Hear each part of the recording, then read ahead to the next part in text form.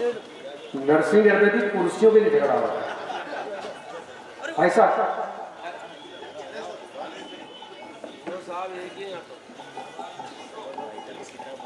विकास जी, आपने जो उद्बोधन दिया, हम अपना कवि सम्मेलन की भूमिका शुरू करें उसके पहले आपकी जो आज का उद्बोधन था, आपकी स्पीच थी, वो भी किसी कविता से कम नहीं थी।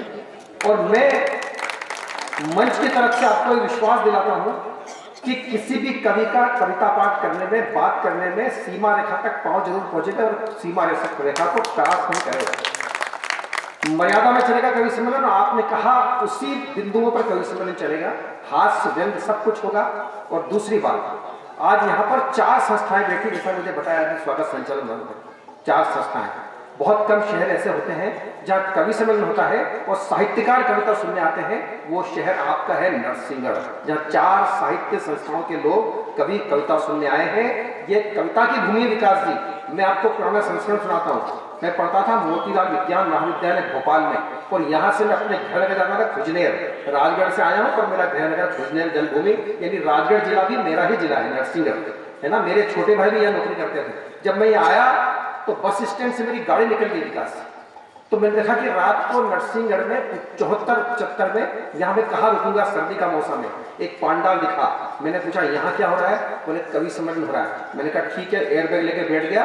सोम ठाकुर 1974 में, सोम ठाकुर और दुष्यंत कुमार, 74 में जहां दुष्यंत कुमार और सोम ठाकुर को सुना जाता था, वो तो कविता की भूमि है ही अपने आप में। और विकास जी, ओम व्यास का यहाँ पर प्रोग्राम क्यों आया? 2 दिवसीय कार्यक्रम था, एक विदिशा में होना था, दूसरे दिन यहाँ होना था। वहां पर चूंकि मृत्यु हो गई, यहाँ का कार्यक्रम नहीं हो पाया, ओम व्यास नहीं आए। पर ओम व्यास का पूरा कवि सम्मेलन हमारे मोहन जी नरसिंहगढ़ में ले आए। लीजिए, अब हम शुरू करते हैं। जैसा आपने कहा, ये कविता की भूमि है। पहाड़ों की छाती को चीरकर सूरज जो स्नेह का उजाला बिखेरता है, उस उजाले का नाम है कविता। ये कविता में 3 अक्षर होते हैं। साहित्यकार बैठे हैं और कविता अनुरागी बैठे हुए हैं।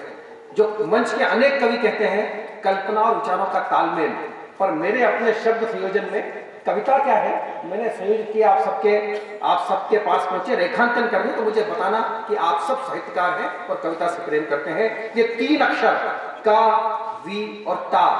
का यानी कल्पनाओं के कलश में बहाव का गंगा जल, वी यानी विद्रुपताओं के विरुद्ध विचारों की अग्निशिखा, और ता यानी ताना बाना अक्षरों के कपास का, भाव की मिठास का, प्रकृति के रंग का, जीवन जीने के ढंग का, आमोद प्रमोद का, गीतों की गंगा का।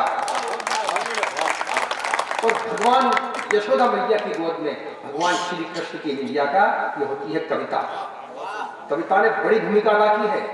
जब स्वाधीनता प्राप्त करना थी तो गरम दल ने गाया, दूर हटो ये दुनिया वालों, हिंदुस्तान हमारा है। गरम दल ने गाया, सरफरोशी की तमन्ना हमारे दिल में है, देखना है जोर कितना बाजुए का दिल में है। और अंधे पृथ्वीराज को जब मुगल बादशाह की आंख में तीर मारना था, तो कवि चंद्रवदाई कहता है, 4 बांस 24 गज अंगुल अष्टप्रमाण, ता ऊपर चौहान है, ता ऊपर सुल्तान है, मच चुके चौहान। तब भी कविता ने काम किया तीर कमान के पहले। तो कविता की भूमिका बड़ी होती है। एक बार आप सब लोग इन कवियों के सम्मान में ताली बजाएं, क्योंकि अभी तक इतनी बात कहने के बाद आपकी तालियां शायद आप कहीं सहम रहे थे ताली बजाने के लिए। एक कुर्सी, एक जो पूरी बेंच से तोड़ी दी आपने, उस टूटी हुई बेंच को आप संसद में रख दें, वहां राहुल गांधी के 3 माँ बेटे बैठ जाएंगे। लीजिए, शुरू करता हूं। हम हंसने हंसाने की बात भी करेंगे, बुलाने के लिए तो आपके रिश्तेदारी आज के लिए टिप्पणी बहुत यात्रा करने लगी है ना। लीजिए, हम शुरू करते हैं।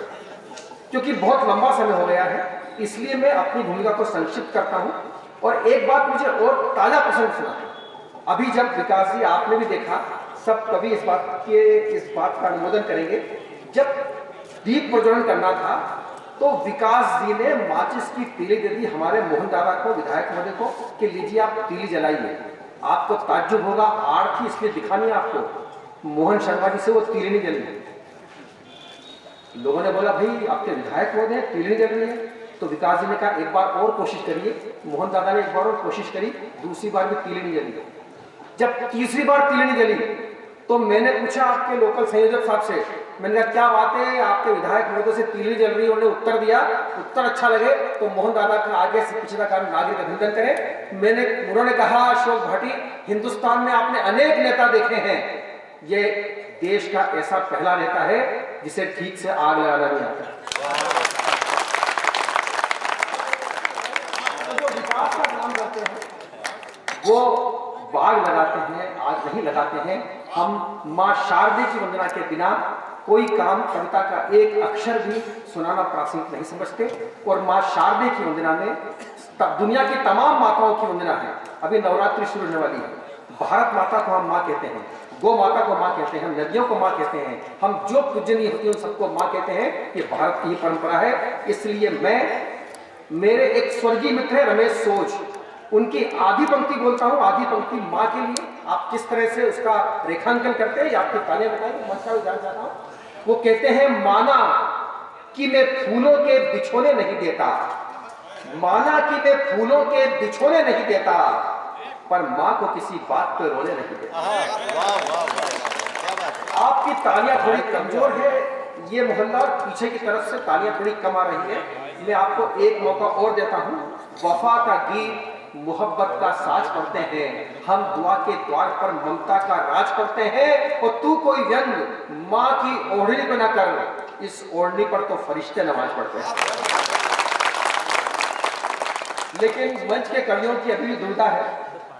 शुक्ल जी, जितनी तालियां नरसिंहगढ़ के श्रोता कवियों के लिए बजाते हैं, अभी वो घनत्व थोड़ा कम है। मैं आपको एक मौका और देता हूं और पिछ तक की तालियां देखना चाहता हूं। पंकज पलाश ने कहीं लिखा है कि जन्म देते ही माँ बच्चे में धन छोड़ देती है, वो उसकी धड़कनों में अपनी धड़कन छोड़ देती है। और जो नहीं करते हैं सम्मान अपने माँ पिताओं का, उनके घरों की तुलसी भी आंगन छोड़ देती है।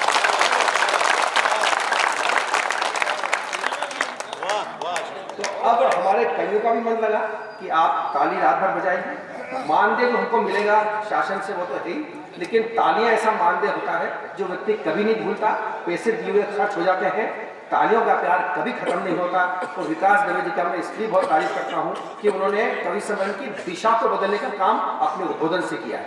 पूरे देश की साहित्यिक चेतना की ओर से हम आपका अभिवादन करते हैं, राकेश सिंह जी का अभिवादन करते हैं। और लीजिए बात को आगे बढ़ाते हैं। मध्य प्रदेश का एक मंदिर से जब हम गुलाम थे, ब्रिटिश शासन में उस प्रतिमा को ले जाया गया है ब्रिटिश के म्यूजियम में। वहां पर पूजा पाठ अर्चना इबादत नहीं होती। वहां का गाइड कहता है कि ये भारतीय लोगों की आराधना है। आप ये कवि सम्मेलन रूपी यज्ञ करवाते हैं, हम अपनी कविता रूपी संविधा प्रभावित करने के लिए यहाँ पर उपस्थित होते हैं। जिस दिन आपकी और हमारी ये यज्ञ पूरा होगा, उसी दिन ये कविता की महफिल और कवि सम्मेलन उस दिन पूरा होगा। सरस्वती वंदना उस दिन पूरी होगी जब उसी ब्रिटिश म्यूजियम से निकलकर वही शारदा की प्रतिमा धार की गौशाला में इन्हें सरस्वती के मंदिर में स्थापित होगी। तब मैं उसी शहर के कवि महेश राजा की दो पंक्तियों के साथ दिल्ली राजधानी से पधारी आदरणीय प्रीति त्रिपाठी से करूंगा अनुरोध, वो आए और शारदीय वंदना प्रस्तुत करें। महेश राजा की दो पंक्तियां कि एक राग यदि छिड़ जाए, एक राग यदि छिड़ जाए उर्वीणा की झनकार से, तो वीणा पारी चली आएगी सात समंदर पार।